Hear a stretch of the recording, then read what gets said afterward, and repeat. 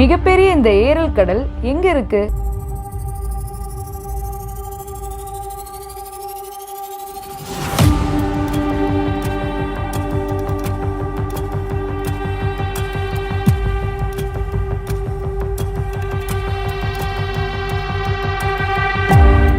இவ்வளவு பெரிய இந்த ஏரல் கடல் எப்படி அழிஞ்சு பாலைவனமாச்சு?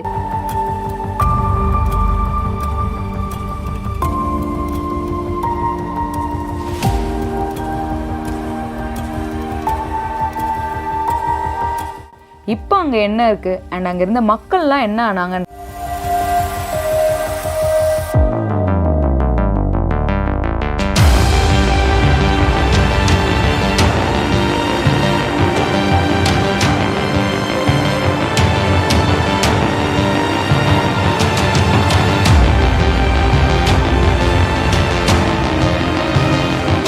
இன்னைக்கு வீடியோல நம்ம பார்க்க போறோம். ஸோ வீடியோவை ஸ்கிப் பண்ணாமல் ஃபுல்லாக வாட்ச் பண்ணுங்கள். வாங்க நம்ம வீடியோக்குள்ளே போகலாம். Let's talk.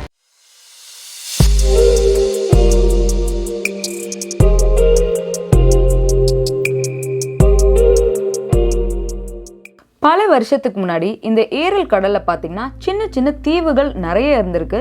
அண்ட் அது மட்டும் இல்லாமல் இந்த கடலில் பல வகையான மீன்களும் இருந்துட்டு வந்திருக்கு. ஸோ இந்த கடலை சுற்றி வந்து பார்த்தீங்கன்னா நிறைய மக்கள் வாழ்ந்துட்டு வந்திருக்காங்க. அதாவது கிட்டத்தட்ட லட்சக்கணக்கில் மக்கள் வந்து வாழ்ந்துட்டு வந்திருக்காங்க. ஸோ இவங்களோட சேர்த்து அனிமல்ஸ், பேர்ட்ஸ்ன்னு சொல்லிட்டு பல உயிரினங்களும் மக்களோட சேர்ந்து வாழ்ந்துட்டு வந்திருக்கு.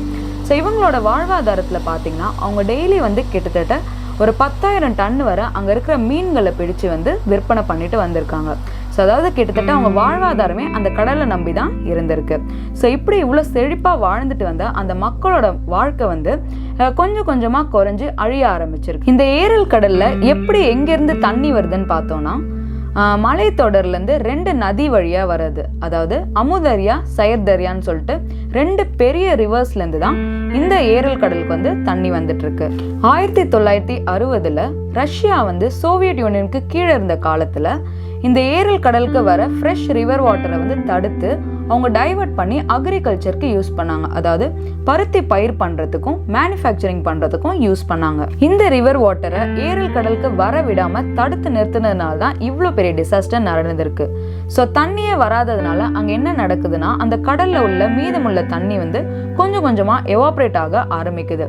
ஸோ ஃப்ரெஷ் வாட்டர் சுத்தமாக வர்றது கிடையாது. அதாவது அந்த ரிவர் வாட்டர் சுத்தமாக வராததுனால ஆல்ரெடி கடலில் இருக்க உப்புத்தன்மை வந்து ரொம்ப அதிகமாயிடுச்சு. அதாவது கிட்டத்தட்ட நம்ம கடலோட கம்பேர் பண்ணும்போது 5லேருந்து 10 மடங்கு உப்போட தன்மை அதிகமானதுனால அங்கே இருக்கிற மீனெல்லாம் வந்து சாக ஆரம்பிச்சிருச்சு. ஸோ அது மட்டும் இல்லாமல் அங்கே இருக்கிற மற்ற உயிரினங்கள், அதாவது விலங்குகள் ஆகட்டும், பறவைகள் ஆகட்டும், இது எல்லாமே வந்து கொஞ்சம் கொஞ்சமாக அழிய ஆரம்பிச்சிருச்சு. இதனால வந்து பார்த்தீங்கன்னா கடல் இருந்த இடம் வந்து பாலைவனம் ஆயிடுச்சு. அண்ட் அது மட்டும் இல்லாமல் அங்கே இருக்கிற போட் எல்லாம் யூஸ் பண்ணாமல் துருப்பிடிச்சிருச்சு. ஸோ கிட்டத்தட்ட 7000 கியூபிக் கிலோமீட்டர் பரப்பளவு கொண்ட இந்த ஏரல் கடல் வந்து இப்போ 70 கியூபிக் கிலோமீட்டர் அளவுக்கு சுருங்கிடுச்சு. அதாவது மில்லியன் லிட்டர்ஸ் ஆஃப் வாட்டர் வந்து எங்க போச்சுன்னு தெரியாத அளவுக்கு காணாம போயிடுச்சு. ஸோ அங்க கடலோர பகுதியில இருந்த மக்களும் வந்து அவங்களோட தினசரி வாழ்க்கையை வாழ முடியாம, விவசாயம் பண்ண முடியாம, அங்க இருக்க மீன்கள்லாம் செத்து போனதுனால, அவங்களால வாழ்வாதாரமே இழந்து போனதுனால கிட்டத்தட்ட மில்லியன்ஸ் ஆஃப் பீப்புள் வந்து அந்த இடத்த விட்டு வெளியே போக ஆரம்பிச்சாங்க. நீங்கள் நினச்சிங்களா இதோடு இது முடிஞ்சிரும்னு சொல்லிட்டு? அதுதான் இங்கே கிடையாது. ஸோ இப்போ இங்கே என்ன நடக்குதுன்னா இந்த கடல் வந்து கம்ப்ளீட்டாக வற்றி போனதுனால இங்கே மிஞ்சி இருக்கிறது வந்து வெறும் உப்பு தான். இந்த உப்பு வந்து என்ன ஆகுதுன்னா காற்றுல பரவ ஆரம்பிக்குது. அதாவது 500 கிலோமீட்டர் தூரம் வரை இந்த உப்பு வந்து காற்று மூலயமா பரவி மற்ற ஊர்களுக்கு போகுது. ஸோ பக்கத்தில் உள்ள ஊரில் வந்து பார்த்திங்கன்னா அந்த மக்கள் வந்து இதனால் பாதிக்கப்படுறாங்க. அங்கே இருக்கிற விவசாய நிலம்லாம் வந்து இதனால் கெட்டு போகுது. ஸோ அது மட்டும் இல்லாமல் அந்த மக்கள் வந்து இந்த உப்பு காற்றை சுவாசிக்கிறதுனால நிறைய டிசீஸ் வருது. அதாவது நிறைய வியாதிகளும் வருது. அண்ட் கொடிய நோயான கேன்சர்லாம் முதல் கொண்டு இதனால வந்து அவங்க அஃபெக்ட் ஆயிருக்காங்க. யோசிச்சு பாருங்க, ஒரு கடலை நம்பி அங்கே எவ்வளோ மக்கள் வாழ்ந்துட்டு வந்தாங்க. அண்ட் அது மட்டும் இல்லாமல் அந்த மக்களோட சேர்ந்து எவ்வளோ உயிரினங்கள் அங்கே வாழ்ந்துட்டு வந்தது. இந்த சோவியத் யூனியனோட ஒரு முடிவுனால அங்கே இருந்த எல்லா உயிரினங்களோட வாழ்க்கையுமே ஒரு கேள்விக்குறியாயிடுச்சு. 1988 இந்த சோவியத் யூனியன் வந்து பிரிஞ்சு போனதுக்கு அப்புறமா இந்த ஏரல் கடல் வந்து உஸ்பெகிஸ்தான் நாட்டுக்கும் கசகஸ்தான் நாட்டின் அடிப்படையில வருது. ஸோ அப்போ இவங்க நினைச்சிருந்தா இந்த கடலை வந்து காப்பாற்ற முயற்சி பண்ணியிருக்கலாம். ஆனால் அவங்க அதை பண்ணாம அந்த சோவியத் யூனியன் காலத்துல அவங்க என்ன அக்ரிகல்ச்சர், அதாவது அந்த பருத்தி பயிர் பண்ணிட்டு இருந்தாங்களோ அதே தான் வந்து இந்த உஸ்பெகிஸ்தானும் கசகஸ்தானும் பண்ண ஆரம்பிச்சாங்க. அதாவது இந்த ஏரல் கடலை பத்தி ஒரு பொழுதுமே வந்து அவங்க பொருட்படுத்தாம அப்படியே விட்டுட்டாங்க.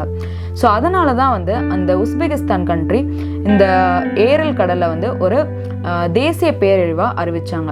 ஸோ இது வந்து பார்த்தீங்கன்னா ஒரு கண்ட்ரியோட ப்ராப்ளம் மட்டும் இல்லை, இது வந்து உலகத்தோட ப்ராப்ளம் அப்படின்றதுனால தான் ஒரு நேஷனல் டிசாஸ்டராக அறிவிச்சாங்க. தென் இதுக்கப்புறம் வந்து இந்த ஏரல் கடல் வந்து கொஞ்சம் கொஞ்சமாக சுருங்கி ரொம்ப சின்னதாயிடுச்சு.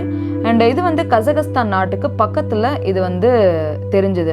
ஸோ இவங்க வந்து அப்போ என்ன நினைக்கிறாங்கன்னா 2005 வந்து இந்த கடலை வந்து கொஞ்சம் மீட்டெடுக்கலாம் அப்படின்னு சொல்லிட்டு அந்த சைர்தரியா அப்படின்ற ரிவருக்கு குறுக்கில் வந்து ஒரு டேம் கன்ஸ்ட்ரக்ட் பண்ணுறாங்க. இந்த டேம் அவங்க கன்ஸ்ட்ரக்ட் பண்ணதுனால அங்கே இருக்கிற சீ லெவல் வந்து கொஞ்சம் கொஞ்சமாக ரைஸ் ஆக ஆரம்பிச்சுது. அதாவது அந்த சீ லெவல் ரைஸ் ஆக அங்கே இருக்க உப்புத்தன்மை வந்து குறைய ஆரம்பிச்சு அங்கே வந்து மீன்கள் வந்து வர ஆரம்பிச்சுது. ஸோ இப்படி படிப்படியாக வந்து 2005 தான் வந்து இந்த கடலை வந்து மறுபடியும் வந்து தேத்தி கொண்டு வர ஆரம்பித்தாங்க. ஸோ இதை பார்த்துட்டு வந்து மற்ற நாடுகள், அதாவது UAE போன்ற நாடுகள்லாம் வந்து இந்த ஏரல் கடலை வந்து மீட்டெடுக்க வந்து உதவி செய்ய வந்தாங்க. இந்த ஏரல் கடலோட பேரழிவுனால உலகத்தோட கிளைமேட் சேஞ்சில் ஒரு பெரிய மாற்றம் ஏற்படுத்தும். இந்த உலகத்தில் எங்கே எது நடந்தாலுமே அது ஒன்னோட ஒன்று இன்டர் கனெக்டடாக தான் இருக்குது. ஸோ இந்த ஏரியை வந்து நம்ம மறுபடியும் மீட்டெடுக்கணும்னா கிட்டத்தட்ட 30-40 வருஷம் ஆகும்னு சொல்லியிருக்காங்க. ஸோ மனுஷனுடைய பேராசைக்காக இயற்கையை அழிச்சா என்ன ஆகுன்றதுக்கு நம்ம கண் முன்னாடி அழிஞ்சு போன ஏரல் கடல் வந்து ஒரு மிகப்பெரிய சிறந்த எடுத்துக்காட்டாக மட்டும் இல்லாமல் இந்த உலகத்துக்கே ஒரு பெரிய எச்சரிக்கையாக இருக்குது. So let's all save the planet together. Thanks for வாட்சிங்.